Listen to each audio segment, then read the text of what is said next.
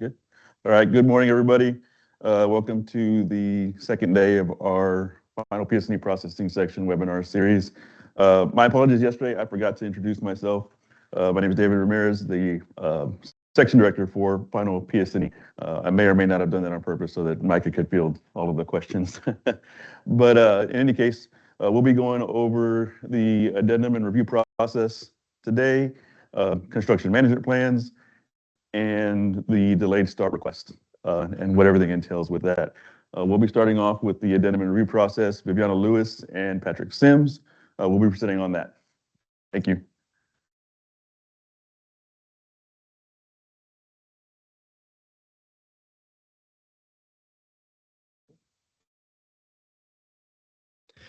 Good morning, everyone. My name is Patrick Sims, and this is Viviana Lewis. We are plan reviewers in the design division FPP section, and today we're going to talk about the addendum request and approval process. We're covering this topic to help everyone better understand what addenda are and how they fit into our workflow. At TxDOT, an addendum is a tool we use to fix things that may have been missed during the review and revision process. Addenda help us move projects forward to letting, which ultimately supports our mission, providing Texans with safe, high-quality transportation across the state. Excellent. All right. Once it's been decided that an addendum is needed, the first step is to create an addendum request form. This form starts the process and ensures all necessary information is captured. You navigate to the workflow forms and documents page of the controlling project in the project's left navigation menu. Click the addendum request link under the form section. The steps can be found also in the submitting and reviewing addenda job aid, and that link is provided here. Excellent. All right. This slide shows the starting point of the addendum process. The addendum, this is the blank addendum request form. At this stage, there are no revisions have been made yet. So this form is still waiting to be filled out with project details, addendum requirements, and a brief explanation on why the addendum is needed. Once completed, this form becomes the foundation of building the addendum and initiating the workflow. It is important to ensure accuracy here because the information entered will guide the entire review and approval process. In this slide, the reason for the addendum will be selected, and TxDOT Connect automatically determines if the DB-SB goal reevaluation is required, and all of the reasons are listed here.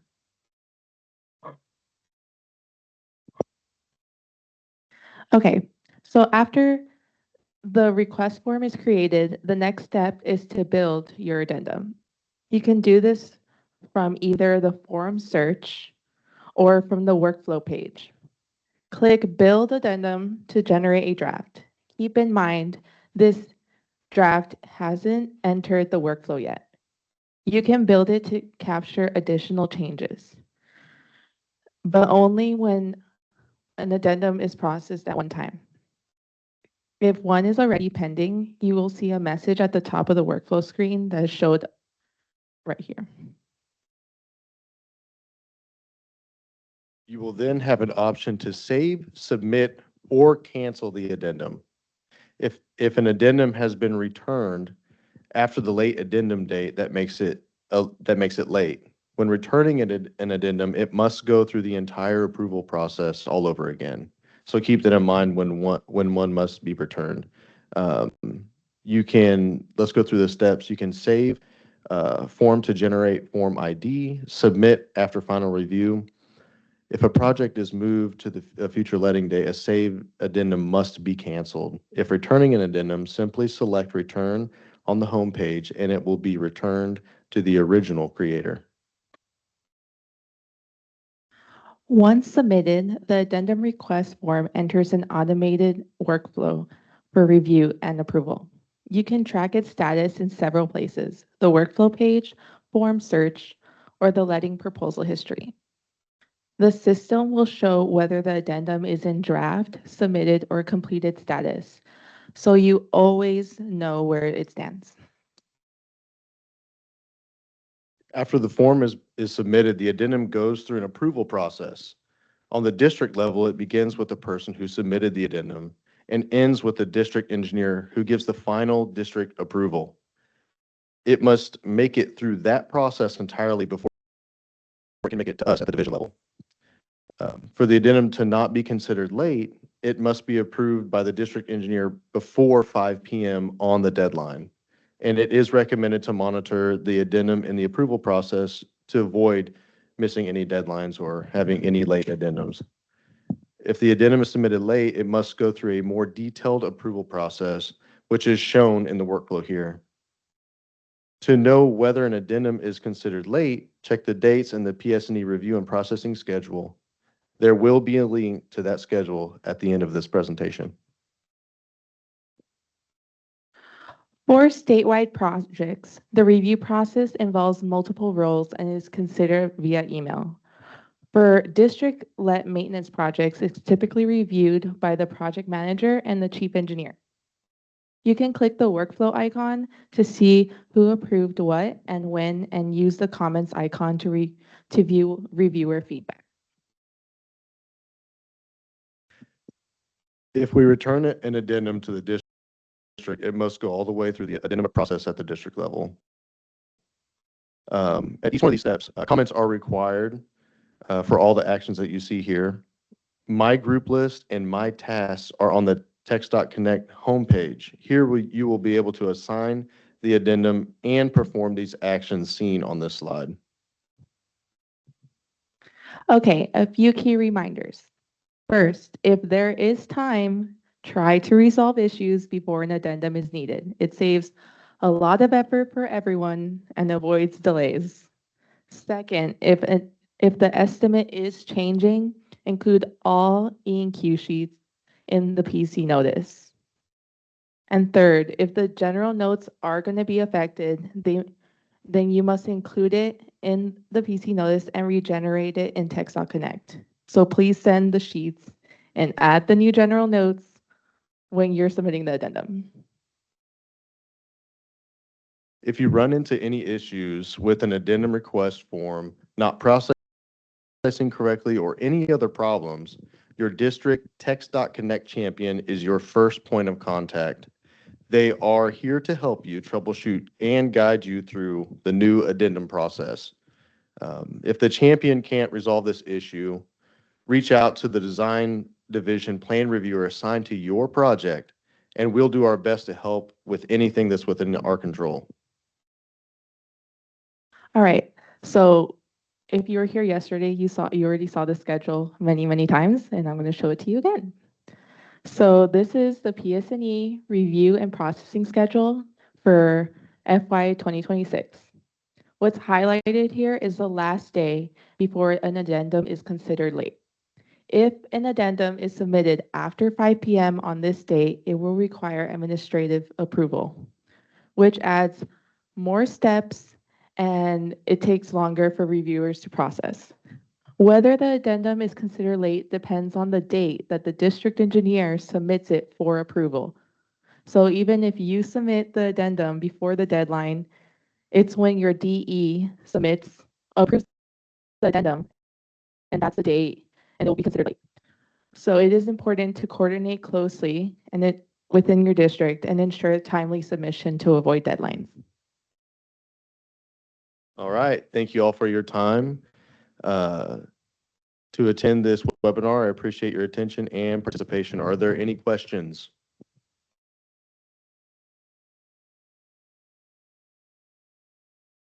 We do have a little news we got this morning as far as Addenda, which hopefully we're going to be able to avoid the addendum issues. We've got new wage rates that came out this morning.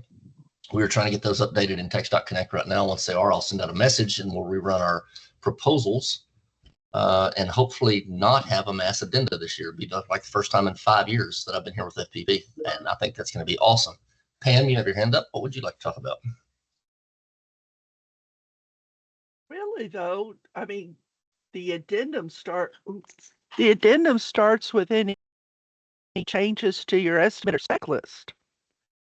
There are changes with the estimate and spec list. There's more with the addenda than what was covered here. This was just kind of the initial get it rolling. So if you want to change your contract working times, or if you need to change your specs, whatever, but there's also estimate changes that can be done as well.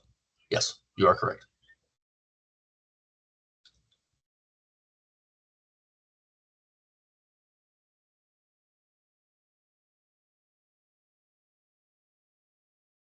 Are there any other questions? All right, so I do want to touch on the wage rates too, Micah. So I believe ITD needs to update the new document into the document library before we can start rerunning those proposals, right? That is correct. It's TPD though, but yes, you are correct. TPD. Okay, yeah. So once we get news that the updated library is ready to go, we'll send out an email and start running those proposals so we can get that updated in there. It allows us time to review the documents as well to make sure that the correct wage rates did get pulled into the proposal. So we'll be on the lookout for that here pretty soon. And then as far as the addenda go, I know there might be some misconception that addendas are a bad thing, and they're not. They're not. It's a tool that Patrick used that allows us to go and fix things that may have been overlooked or need to be changed. In this case, wage rates, a new update, so last minute type thing. So if we're up against it and we need to make a change, I'd rather fix it before we publish anything. Again, it's an opportunity for us to fix what needs to get updated. Also, the late submittal date. Again, that's not a ding on the district's record either. It's just a way for us to further elevate our evaluation on what addendum is coming through, and then how much time do we actually have to process it, right? We're just trying to mitigate what that risk looks like with making those updates to those particular projects. So as y'all are aware, the late addendum process workflow is a little bit more extensive than just a regular addendum that's going to go through. So again, we're trying to take all that timing into consideration to make sure that we can publish that addendum, at least the day before, excuse me, the day before it lets by 5 p.m. So our goal is always to do that before that, but that is our deadline for that. Kathy asked what it was the comment on wage rates again. Oh, so the wage rates got updated. They get updated every year. Micah mentioned before, in the past, this comes every year, and we've had to do a mass addenda to fix that, to put the new document in to all the proposals. We have time to actually take care of that before we actually publish anything. So I believe the publishing date for the October letting is not next Tuesday, but the following Tuesday. You can probably back up one slide. I think you've got a schedule you could look at. Schedule. There we go. Yeah, so it's the 16th, I believe. Yeah, so Tuesday the 16th. So we have time to get that document library updated, and then rerun all those draft proposals, give us a chance to review them, and then ultimately publish them by that date. And depending on when finance gets done with their advertisement, Monday, September 15th, if they get done in the morning, we can start publishing shortly after that as well. There wasn't any more questions. Okay. So while you're talking about finance, big shout out the last few months. Brenda They have asked, DS will be taking care of that, or we need to do it here at the district level? Answered that question. We want the district to take care of the time. We will, but we're going to ask the district to take care of it. Yes. Yeah, we have enough time to get that squared away. Like I said, we have until the 16th, but as soon as that document library gets updated, Michael will send out correspondence statewide so that we can start rerunning those draft proposals. And Pam's got her hand up again. What you got, Pam?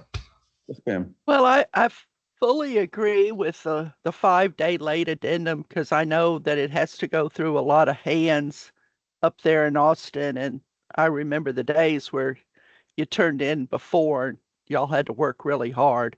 But the problem we keep facing is, we've got the 3 weeks, we lose a week at the end, and then it takes about a week for the contractor's questions to come in. And, we're just getting them and they're like, well, hurry up, do the addendum. But if you do it too fast, then, you get more questions and you may have to do again. But if you wait too late, you're pushing the limit. So it ends up, we have about a week here at the district to really cover everything, but it just is what it is. Yeah, it's a balancing job. There's no doubt about it, man. Yeah, for sure. And can I add to that real quick? Good question, Pam. Good thing. I know that's one of the things you guys always struggled with. Not you specifically, Pam, but districts just in general. And, one of the things I like to make sure and tell you guys is if you know about something, go ahead and do the addendum and get it fixed. Early and often is better than one big late one in our minds. So multiple addendums is not necessarily a bad thing. So if you know something, get it fixed. Get it fixed. And if you find something out later, okay, we'll fix that one too. So I think waiting to group them all together does sometimes put you in a bind. So I just wanted to throw that out there. Thanks for letting me interrupt you guys. Well, it still Thank you, Jason. takes, a couple of days for us to put it together, in IRN and send it through the district. DE's really busy, lots of meetings. And then our design engineer, the head design guy, he's same way. So, and then we got to send it up, goes through all the hoops in Austin. It really takes a couple of days. And if we do find something else, we have to wait till that first one's done. So yeah, it's a balancing act. It gets tricky.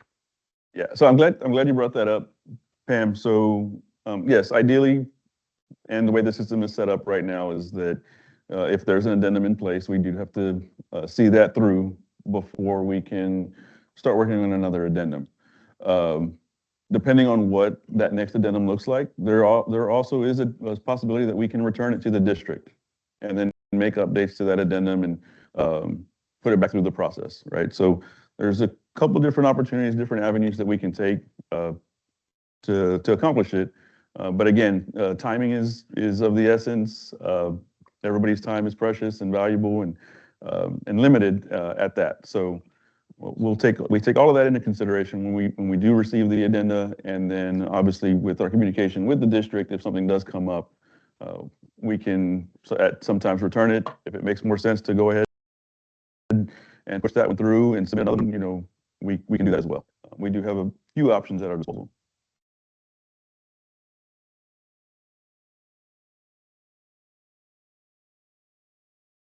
Are there any other questions? Anything in the chat? There's something in the chat. Okay. All right. Thank you, Viviana. Thank you, Patrick. See the chat here. So it's up here where the share sound was. Okay. All right. Next up, we have construction management plans. Kelly has presented on this a few times before, so some of this material may be something you've heard. There have been some updates. The SOP is in place. Kelly will touch on a couple of those. Thank you. Good morning, everyone. Like David mentioned, today we'll cover construction management plans. We will review where to find construction management plan or CMP resources. We'll talk about the CMP lifecycle and discuss the new CMP SOP. As many of you know, the CMP defines the steps of construction that mitigate delays due to unclear items like right-of-way or parcel acquisitions, unclear utilities, pending rail agreements, environmental activities, and state-owned utilities. While the goal is to let projects without any conflicts, TxDOT utilizes the CMP as a mechanism to let important projects that are not clear before letting. To determine if a CMP is needed, the district must collaborate within the district and across divisions including right-of-way utility portfolio section, rail, TPP, traffic, environmental, and many more.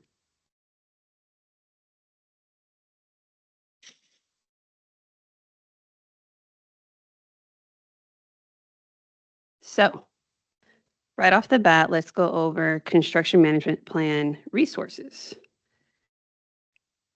Here on this website is our construction management plan guidance. It has our SOP. It has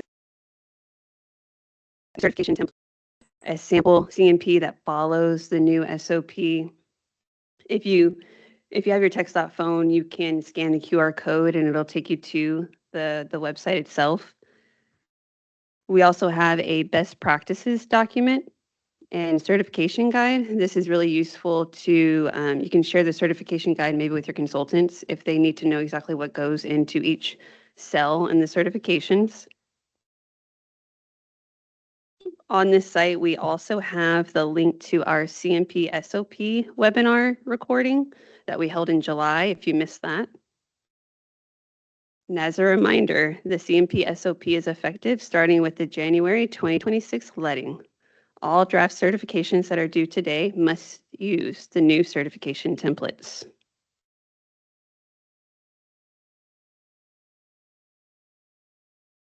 So like I mentioned, we have the new certification templates, and those templates are actually on our external facing website on TxDOT.gov. It's on the 100% PSNE pre-submittal webpage. And again, you can click on them and download them. Consultants can also come here and download them if they need them. And the SOP is also linked on this site. And that QR code should take you to this specific page.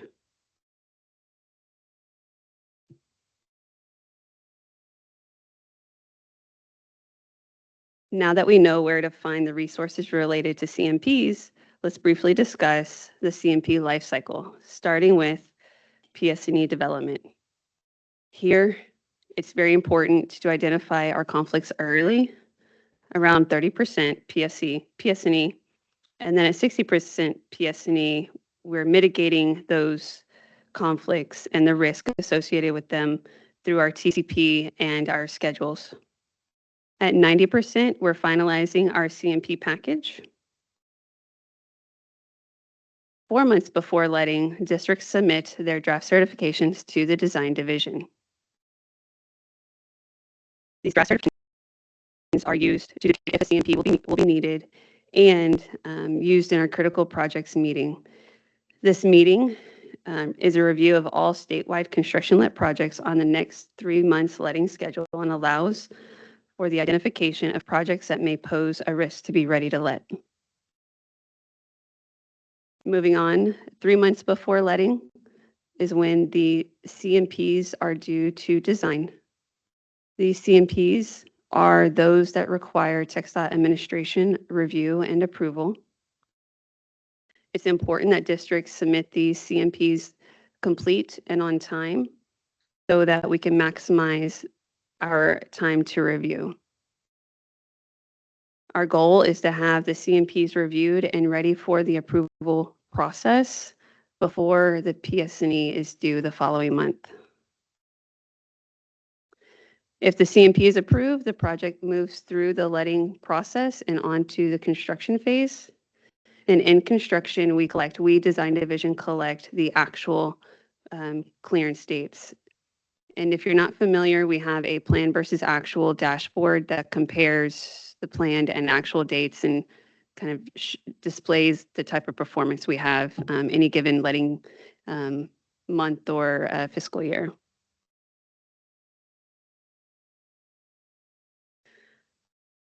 As you've seen throughout these presentations, here is the PSNE review and processing schedule for fiscal year 2026. I've just outlined the deadlines for draft certifications and CMPs, and I've highlighted in yellow the January letting deadlines. So again, draft certs are due today, and CMPs utilizing the new SOP are going to be due October 3rd.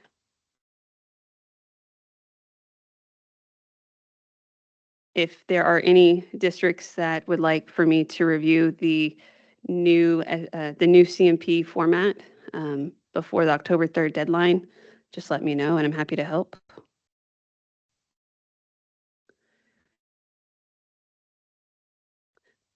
So here are the new, the most significant requirements that are in the SOP.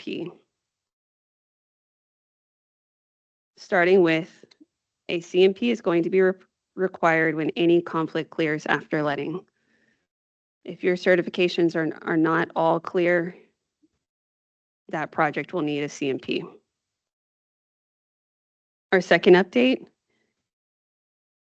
is 3 new certifications, starting with the environmental certification. The environmental certification captures any pending environmental activities necessary for construction, including but not limited to archaeological surveys and Army Corps of Engineer permits. Our second new certification is the state-owned utilities certification. This certification must list any state-owned utility conflicts that are not cleared. And lastly, the CMP approval certification serves as the district's acknowledgement that conflicts are accurately documented, that the districts are responsible for managing the CMP with conflicts clearing within 3 months of letting, and that they are responsible for documenting plan performance.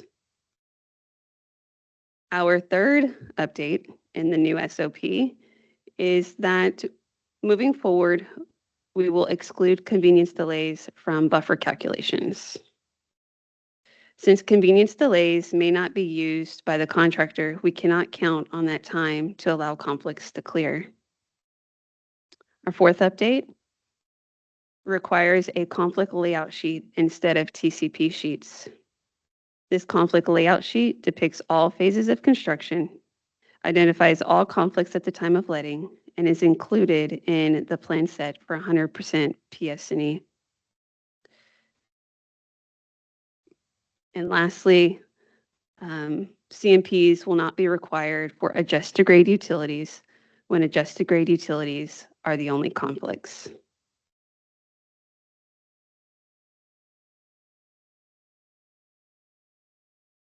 Before we wrap up, I just wanted to kind of throw out a few reminders for CMPs. Starting with the minimum buffer for all CMPs, regardless if it goes to administration for approval or not, the minimum buffer is 5 months. In order to get that buffer, we are taking the difference between your phase start date and your clearance date. The phase start date is the most conservative date that we use to calculate a buffer. If the district finds that using the phase start date does not give them the 5-month requirement, if it gives you less than the 5-month requirement, then districts can utilize a critical start date, which is the date within the schedule up until construction would stop if that conflict is not cleared. So that date is less conservative, but oftentimes will give you a larger buffer, maybe even the buffer that you need to meet the requirement. All CMPs must follow the CMP SOP and utilize the templates provided. Please do not edit the certification columns. We simply ask that you enter your data into the table and not change anything outside of that table, including signature blocks, the header.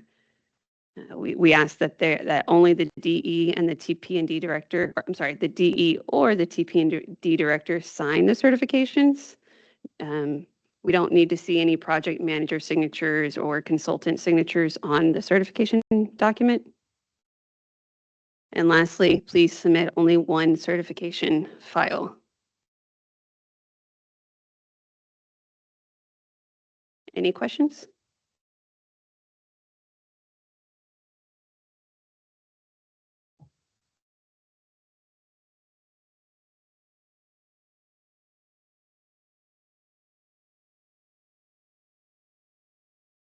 All right, sounds like no questions is a good thing. I will say that there has not been as many CMPs recently than what we've had in the past. And that's our goal, right? We're looking to let clean projects.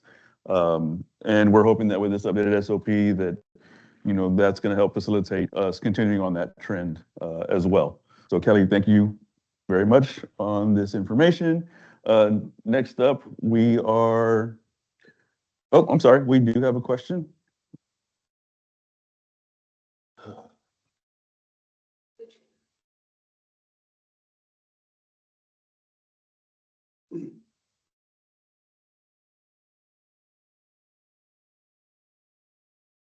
It's not coming. Oh, there it is. Okay. So do you want us to combine the certification templates into one for the submittal? Yes. Yes. So the CMP submittal itself, final submittal, should all just be one document. So it should be, if I remember on this, the memo itself, the schedule, the certifications, the config layout sheet, and the phase narrative associated with it. So should just be one document, combine all those into one PDF. And again, the SOP lays out what that all should look like. At the end of the day, we're trying to make this more uniform across the state so that when we're reviewing them, it makes that review process a little bit easier for us to go through as well. Yeah, and concerning just strictly certifications, if you have multiple different pages, I mean, if you're using the template, you don't, but if you happen to have multiple files for your certifications, then yes, they need to be combined into one file as well.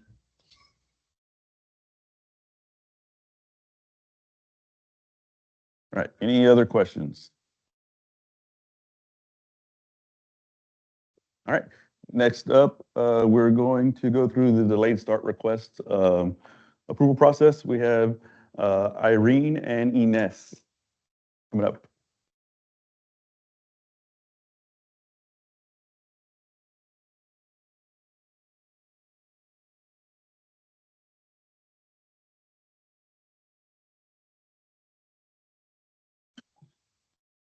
Good morning, everyone. Oh. Good morning, everyone. Happy Friday. I'm Irene, and this is my co-presenter, Ines. Today, we'll be going over delayed start requests, specifically how to properly document and process compulsory and convenience delays. This presentation is designed to help clarify the requirements, approval levels, and scheduling impacts associated with delayed starts.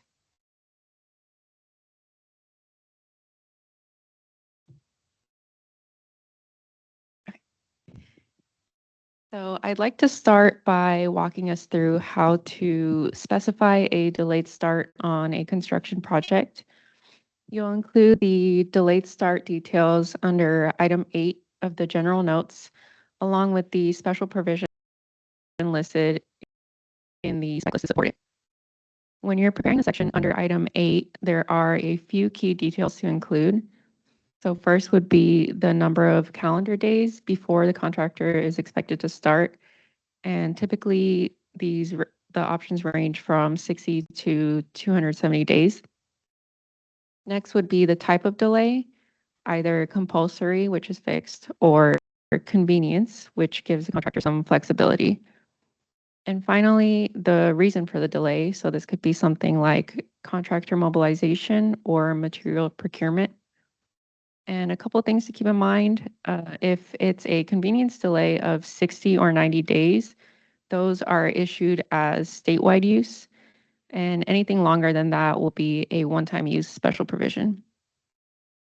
And just a quick reminder, delayed starts cannot be used to cover unresolved issues like right-of-way acquisition, utility conflicts, or railroad agreements. This chart shows the approval levels required for different types of delays to helpful visual to quickly determine whether a delay needs district, SME, or admin approval. But we'll go into more details on this in the next few slides.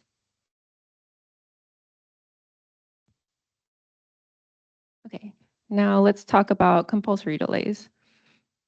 These mandate a specific time when the contractor must begin work, The delay can be defined by a set number of days or a specific start date. Compulsory delays are generally used to mitigate a conflict between the proposed construction and time-sensitive activities happening within the project area. So a good example of this would be delaying a February project located in a school zone.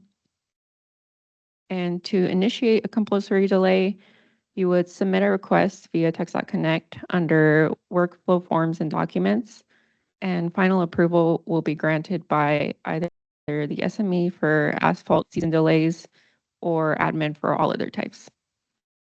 And requests for admin approval, when required, must be sent to DES-FPP EPS&E at TxDOT.gov and should be submitted at least 3 months before letting to provide adequate time for review and approval. And here are the current compulsory delay special provisions. SP 008002 for asphalt season, which requires SME approval, and 008010 for a specific start date, which requires admin approval. These are the only SPs currently classified as compulsory. So that wraps up the overview of compulsory delays and the current special provisions associated with them. And now I'll turn it over to Ines, who will walk us through convenience delays, how they work, when to use them, and what the approval process looks like. Thank you, Irene. Let's take a look at convenience delays. These offer flexibility, allowing the contractor to begin work at any time within a defined delay window. For example, SP 008005 provides a 90-day delay for contractor mobilization. The contractor can start work at any point during that 90-day period. This flexibility can be helpful for projects where the start date isn't critical, but we still want to give contractors a reasonable window to prepare. Approval depends on the duration. 60 or 90 days only require district level approval. Anything greater than 90 days requires admin approval. Here's a quick look at the current convenience delay special provisions. SP 008004 covers a 60-day delay. SP 008005 covers a 90-day delay. Both of these are approved at the district level, which makes them easier to implement when appropriate. SP 008062, 008009 covers a 120 to 270-day delay. These longer delays are still considered convenience, but require administrative approval. One important note about scheduling: since convenience delays are optional and allow the contractor to start at any time within the delay period, they should not be reflected on the construction schedule. Only compulsory delays should be shown because they restrict the contractor from starting work before the delay period ends. This distinction helps keep our schedules accurate and avoids confusion during project execution. To wrap things up, here are a few key takeaways. Always specify the delay type, duration, and reason under item 8 of the general notes, along with the appropriate SP number. Understand the difference between compulsory and convenience delays. Follow the correct approval process based on the delay type and duration. And remember, only compulsory delays should be reflected in the construction schedule. If you have any questions, feel free to reach out to the PS&E processing team. We're always happy to help. For more guidance, visit the 100% PS&E pre-submittal preparation page. Review the delayed project start SOP under the contract time determination schedule section. And feel free to contact the final PS&E processing team with any questions. Thank you. And if you have any questions, please.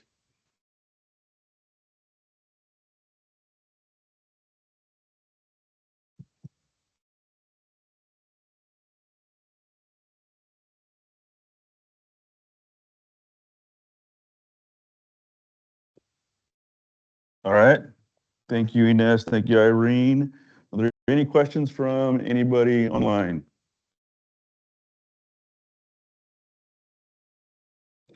No? All right. Well, is there one? No? Okay. No. Good job.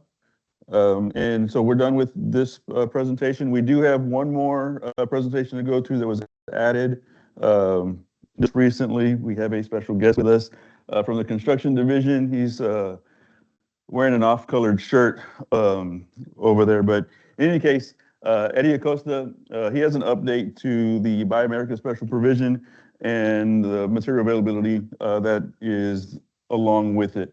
So we figured this would be a good opportunity for him to present that information to y'all throughout the state, because these things are going into effect for the December letting.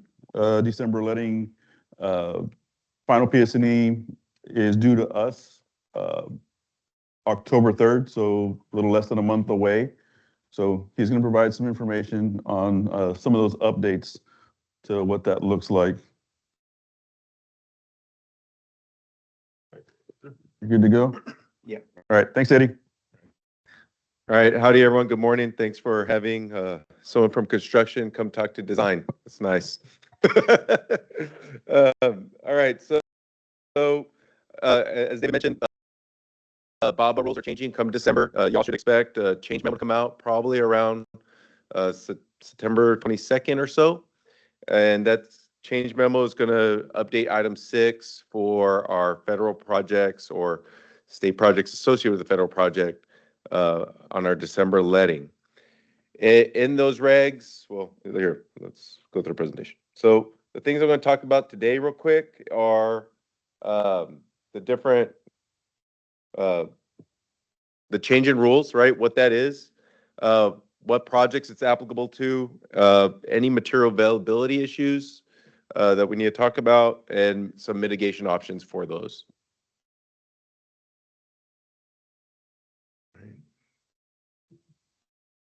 Okay, so right now, prior, like what we're in right now, prior to December 25 letting, we classify every material on a project site. That material is classified as an iron and steel product, a construction material product, a manufactured product, or an excluded material. So as you can tell from this slide, excluded materials and manufactured products do not need to apply Buy America.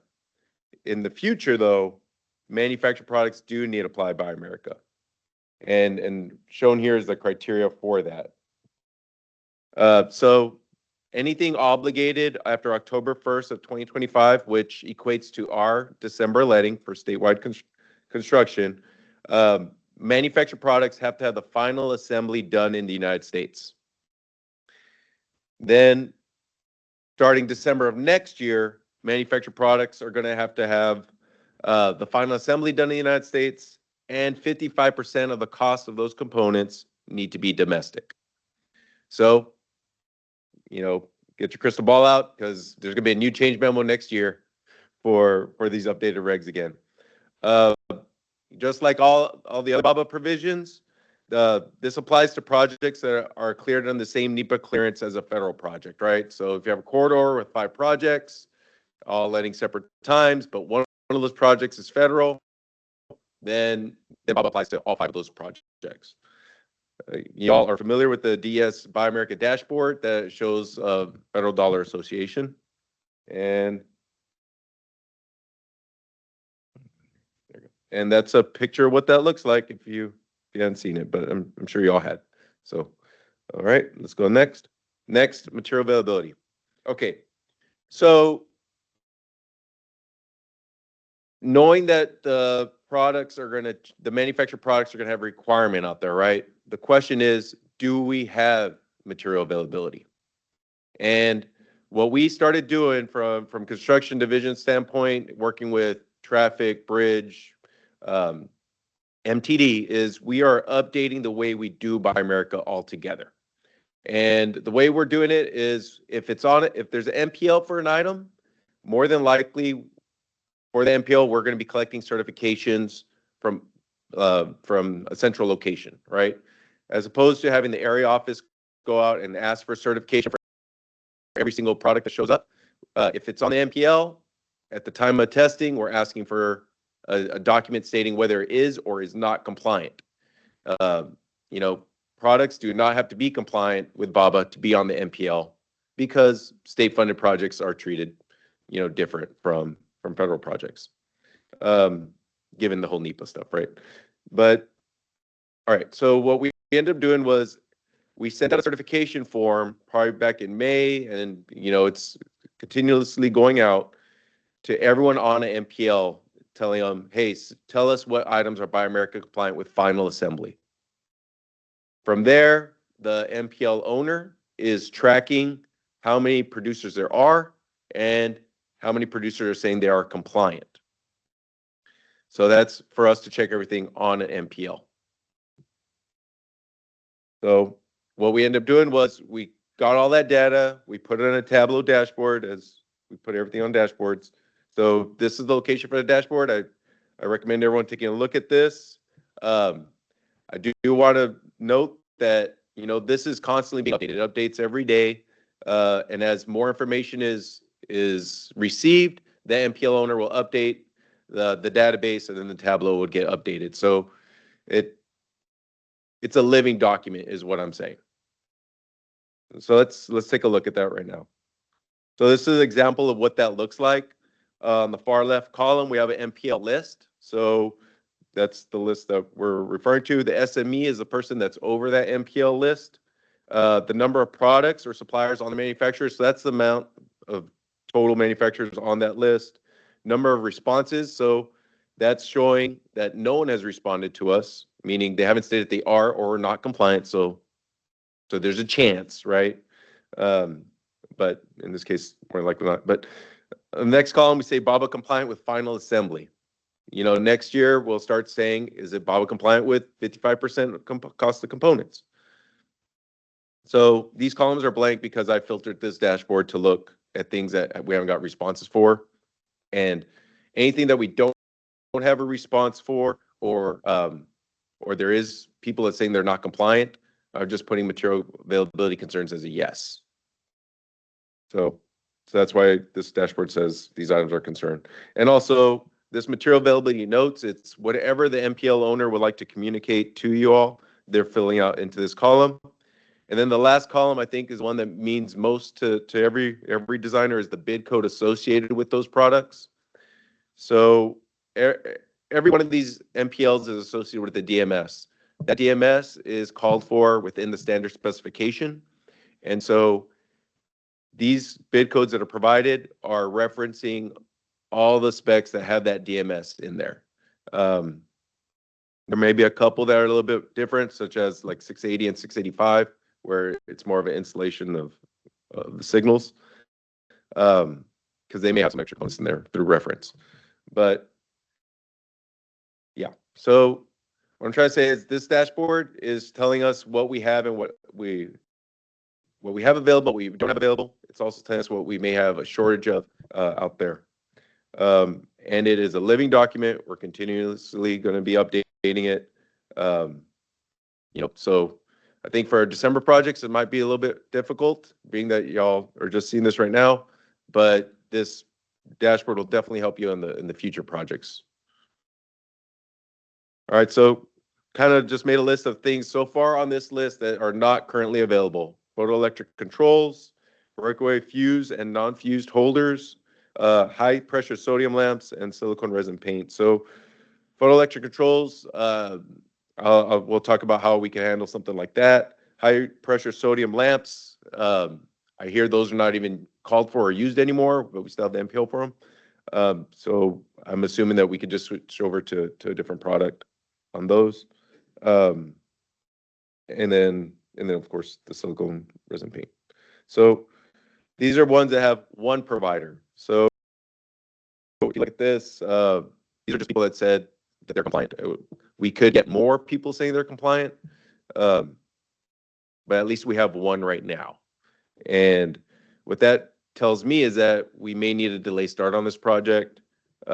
We may want to look at our pricing for this project, because pricing will likely go up if there's not many providers. And again, This is just a snapshot in time. The dashboard's going to be the one to look at. All right. So from there, we have this flow chart that we're proposing that will take you through the steps of what to do if you have a material availability issue. You know, and the options here I put on the side is first, if you have a project with federal assistance less than $500,000, then BABA gets waived on that project through the small grants waiver. So that could happen within the planning phase. Maybe that's a single intersection, you know, or a small project where the federal assistance is less than 500,000. So if you want to put more state dollars on there, you could. Redesign to available items, right? So what can we do? Switching items out to make sure that we find items that are capable to be used. Delay starts for material availability, right? When we only have one provider, we hear that there will be a backlog. So considering a delay start would be helpful. Nationwide waivers. All right. So these are stuff that get issued by the federal government or by DC, the Made in America office. When we know about those, we will communicate that to everyone. If that is not present, then we obviously can't do that. Project level waivers are not an option right now. We're looking for, you know, requesting statewide waivers. Usage of de minimis. So as I mentioned on the photoelectric controls, there is a certain threshold dollar amount that could be used of foreign material. And if the product is an iron steel product, then it's 0.1% of the total contract cost. If it's a construction material or manufactured product, then it's 5% of total applicable cost, or $1 million, whichever is less. So if we're planning on using the de minimis, we need to see what the cost is of all those foreign items on the project relative to the total project cost. And then we need to make an engineering judgment whether this is under the de minimis amount or not. If you could break out those items as a separate project, maybe that get cleared separately, that's an option. Or you maybe come back later with maintenance forces. So I think an example I had was anti-graffiti paint, right? That may be hard to get. So what you could do is just let the project without anti-graffiti paint and then have your maintenance forces come in and put that on later, or have a separate contract that does that. Cost-effective bidding waiver. So you'll hear something like this. It's only applicable to iron and steel. I was kind of hoping it is applicable to everything, but I was corrected. It's only iron and steel. So if a product is iron and steel, meaning it's predominantly 50% iron or steel by cost, then we could go the route of cost effectiveness bidding, where it gives opportunity for a contractor to bid both. This is rarely used. It's very seldom, and right now our system's not really set up for that either. It more than likely have to be a paper bid at this point. The last option, which of course, this is why it's the last option, is state funding. And if you state fund it, then remember, it's everything associated with that NEPA clearance also has to be state funded. So these are options that we could take, just providing some tools. Now, if we don't do anything, right, then it ends up as an issue in construction, and this is what may happen in construction. The contractor is allowed to use the de minimis amount still, and we hope that it's under that amount. If it's not, then we have to change order to an alternate item, and at that point, we're more than likely going to be purchasing the equipment that the contractor probably already purchased. If we specify an item, contractor goes out there, buys it, and tells us, "Oh no, this is not Buy America compliant, but you told me to buy it," then likely we'll incur that cost.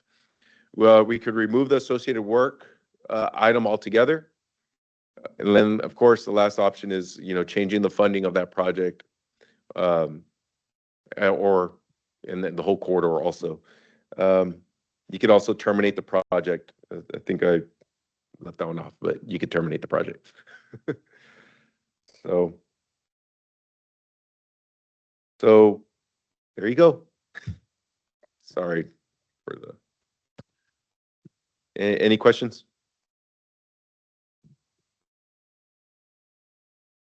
Sounds like some pretty hard rules we'll have to start dealing with there, Eddie.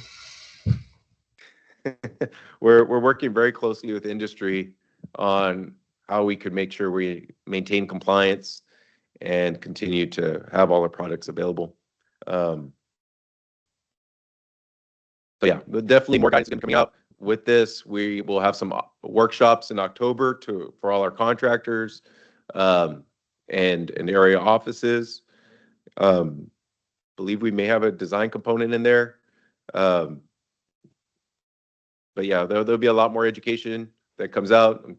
This is a rule that just got issued recently, and we're racing away to make headway on this. Okay. I know as we currently sit right now, our general notes, we've kind of instructed all the districts to leave everything out with the new 2024 spec. Everything was pretty well taken care of. We're not worried about anything. As this stuff comes in, if you need some extra notes or something's not covered in the spec, whatnot, make sure and get with us, and we'll send that out to the districts and make sure we get our general notes compliant as well with what additional information you need.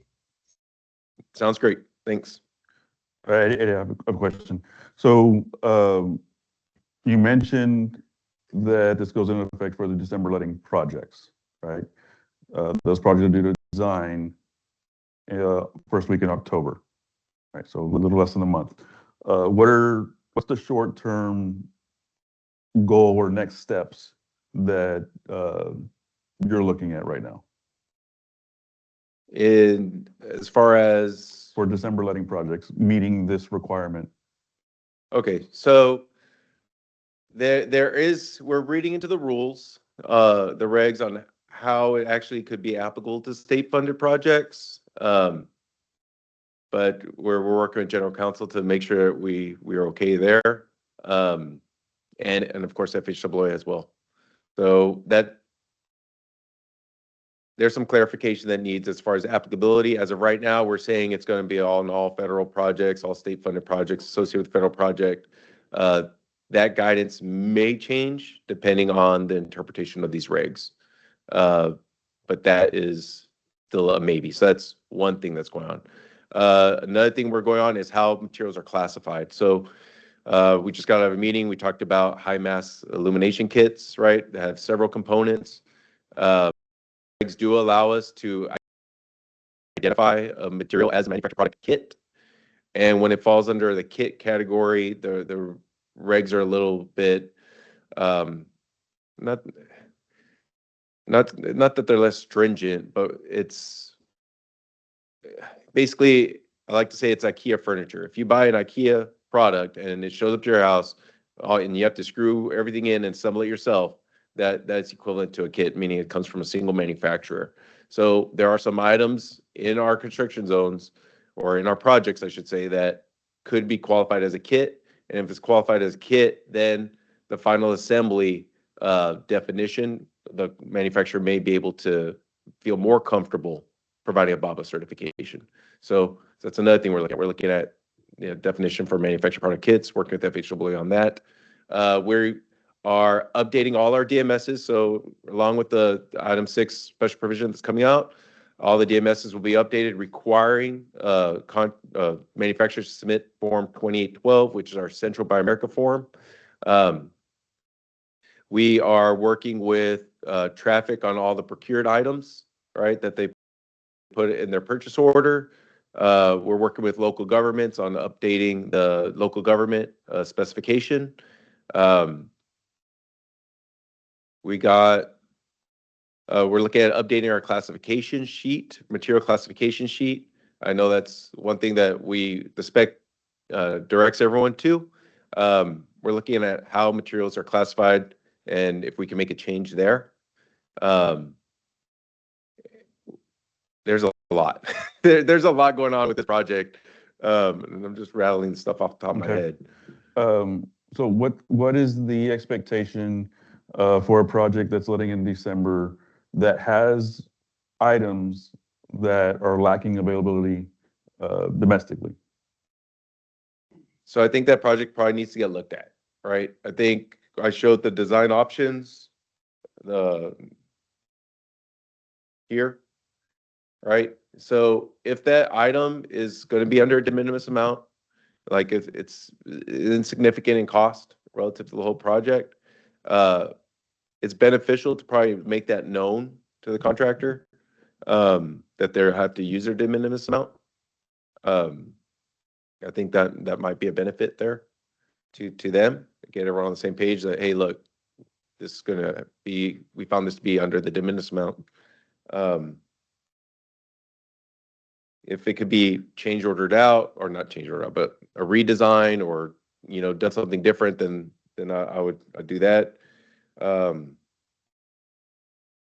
Yeah, if you could, Okay. these options here. All right. So at a minimum, though, I guess expectation would be for the districts to utilize the dashboards that you mentioned to verify if any of the bid items that are in their project are on that material availability list. Yes. Okay. Yeah, that'd be the best to just take a look at that. And for this presentation, you know, it is a snapshot in time, that dashboard, but I did go ahead and just list the ones that straight up said no. I think in general, this is going to be mostly our ITS signal projects. If you have a project that's purely ITS or signals, those I think require more of a look. Bigger projects with like very little ITS items, likely you're under the de minimis amount. Right. And when you say non-available here, these are non-available period, or just not available domestically? We have not received a BABA certification for these items. And we were also told on some of these that they do not make them domestically. Okay. They're not listed here, is there are a lot of items out there that are unknown, right? And that's because we reached out to people and we're still waiting for feedback. So we are doing our due diligence to try to follow up and get all the information, right? We're doing the best we can to make sure we're compliant come December. Okay. Are there any other questions from anybody online? I know this is pretty new update and some requirements that are being asked. So by all means, if anybody has any questions, speak up. If not, you know, reach out to me, Mike, reach out to Eddie. We'll also include Eddie's presentation and combine it with the other three that were presented on today, and we'll get that uploaded to our FPP section website. This webinar and yesterday's webinar were also recorded, so we'll get those uploaded as well. We'll send out information we'll send out an email with all that information associated with it. Before we adjourn, do we have any other questions, comments on anything that we've discussed over the last couple of days?